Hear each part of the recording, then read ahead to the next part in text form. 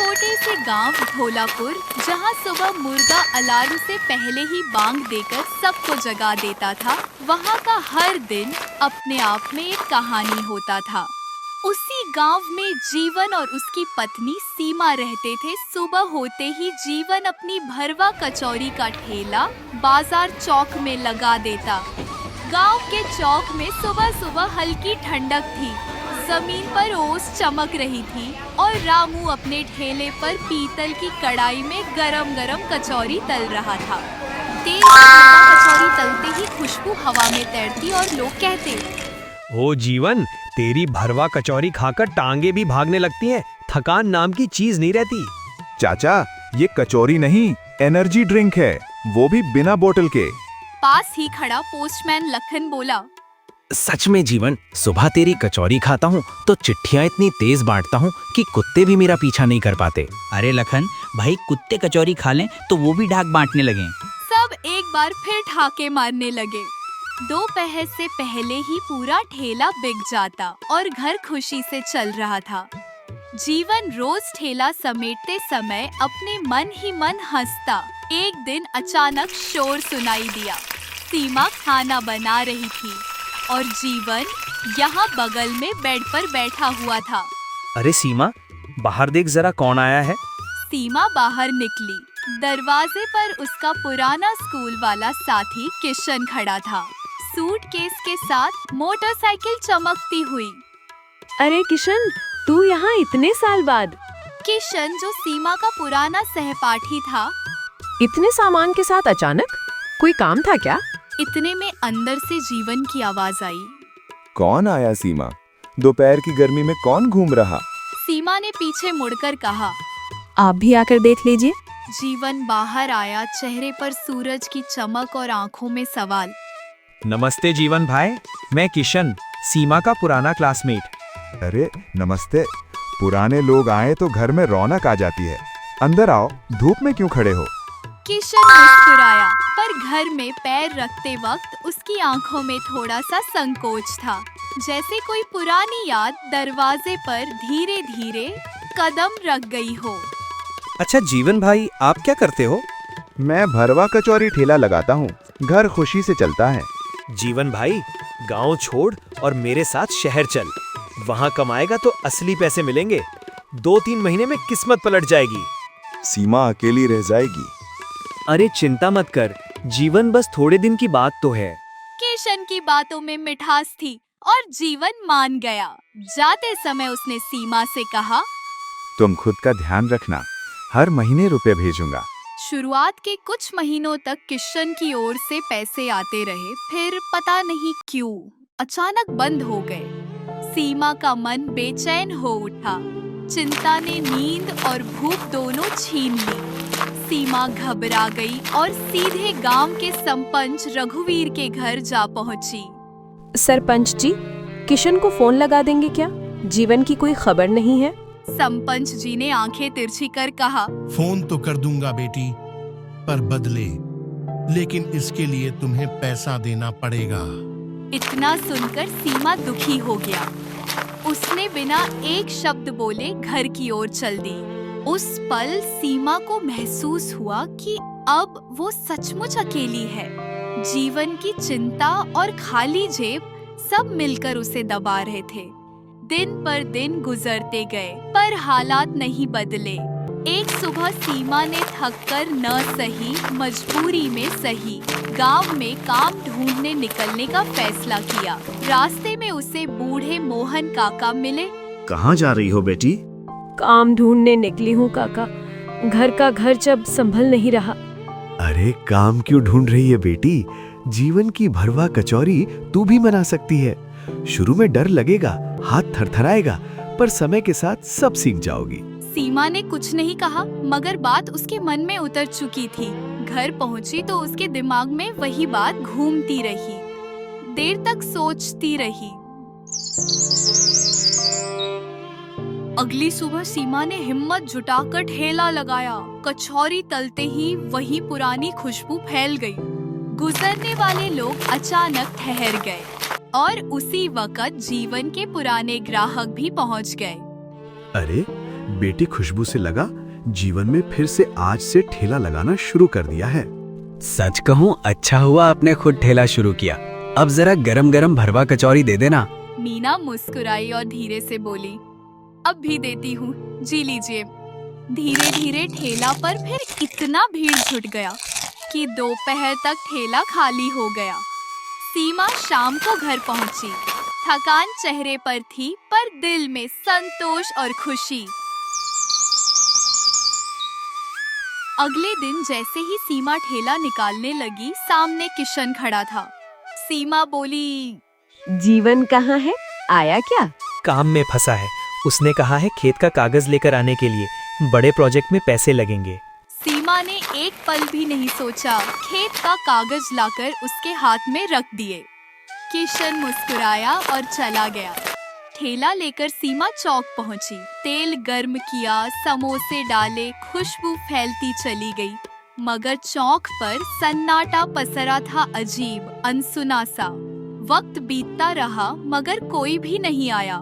सीमा बेचैन हो गई। तभी सामने से मोहन काका गुजर रहे थे। क्या बात है मोहन काका, आज ठेले पर कोई भी नहीं आ रहा। सब लोग कहाँ गए हैं? सीमा बेटा, तालाब के पास एक नया ठेला लगा है। चीज टिक्की मिल रही है और सब कहते हैं कि बहुत स्वादिष्ट है, इसलिए लोग उसी तरफ जा रहे हैं। मैं भी वहीं जा रहा हूँ। सीमा का मन टूट सा गया।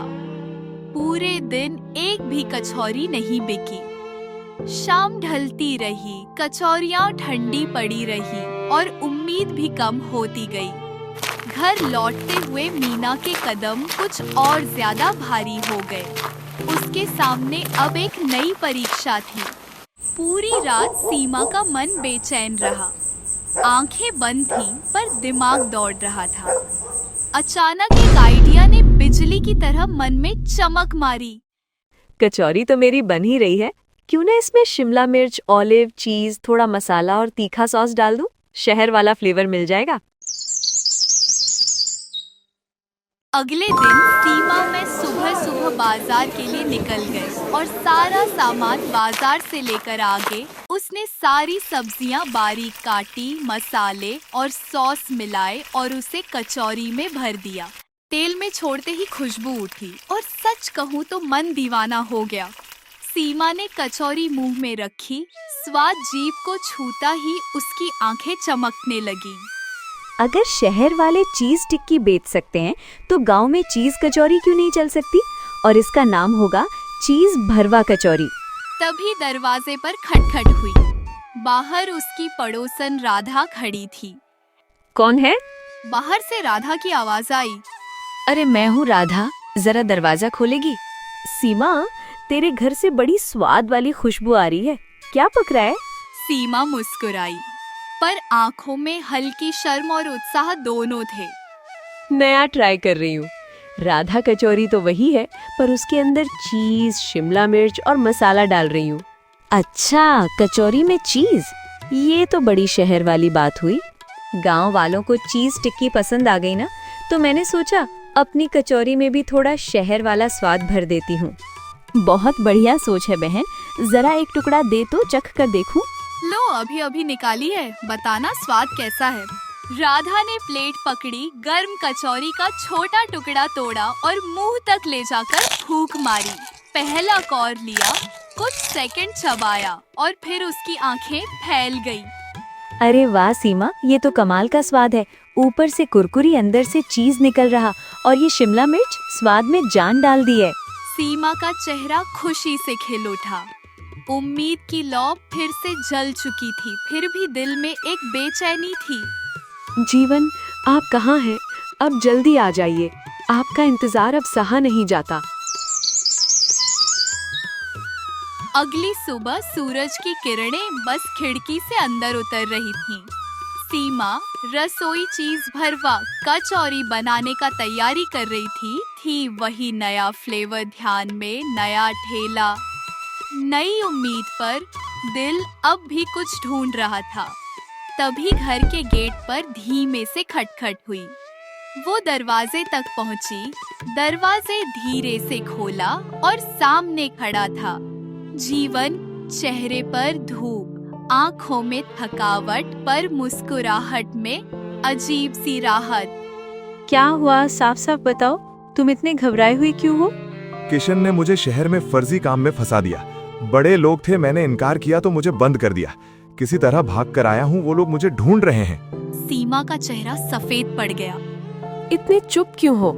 चलो अभी थाने चलकर बयान दर्ज करवाते हैं, वरना हालात और बिगड़ जाएंगे, समझे?